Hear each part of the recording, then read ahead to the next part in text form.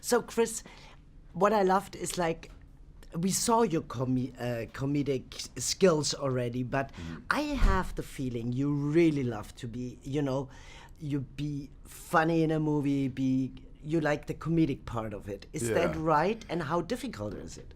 I do love it. I love the sort of the nervous energy that sort of takes over, and there's a great amount of fear about is this funny, is it working? But I like kind of being in that state of unknown and taking risks. I think it's almost more difficult to play the sort of stoic, all-knowing, confident hero all the time. It becomes a little boring, but also it's very restrictive.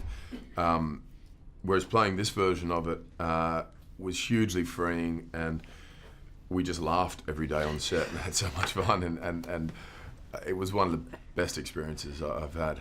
As we laughed in the movie, when you see it, and it's so much fun. It's action and it's serious, but you need the relief also, Yeah. and it's fun, Yeah.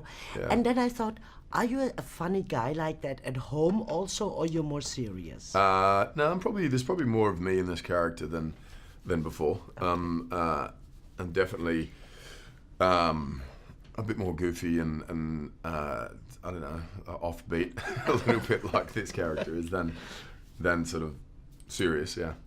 But do you think that kids keep you like young and funny? Because kids can be very funny also, you know? Yeah. Is that what keeps you fun? Yeah, I think kids make you look at things differently, and they sort of open your eyes up to sort of, I don't know, all sorts of different things, and also, I don't know, when it is just you, or when it was just me before having children, it was all about me, and you have a sort of too much, inward thinking, and Yeah. and then when it becomes about someone else, you're forced just to sort of let go, I think, and become a little more open and free.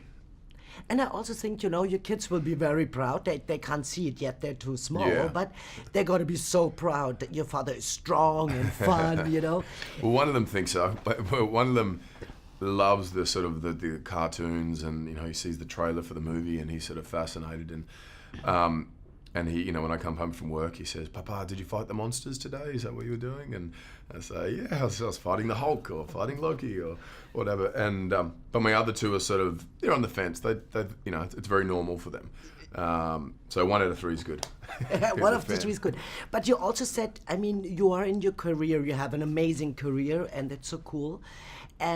But your family is the one, your wife, who sacrifices her time and everything. Mm-hmm. So everybody helps you to do your thing, right? Yeah, absolutely. Yeah. You've got to have that support network, and I wouldn't have had this career without her or my kids or my family, and so I'm very thankful for that. And we've had many discussions over the years about sort of who's taking on what role at times and who was going to work, and and she said, "No, go for it. This is your shot, and I'll support you." And so, yes, she's incredible. You're such a cool team. And, we have to talk about your hair, last question.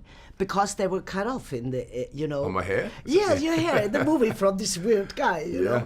Yeah. And how did you like it and your family? Do they like it long better or short? My wife always loved the long hair. It's just a sort of European sort of, influence on her, I think. I certainly enjoyed not spending an extra hour in hair and makeup each day, putting the wig on and off, so I was thankful.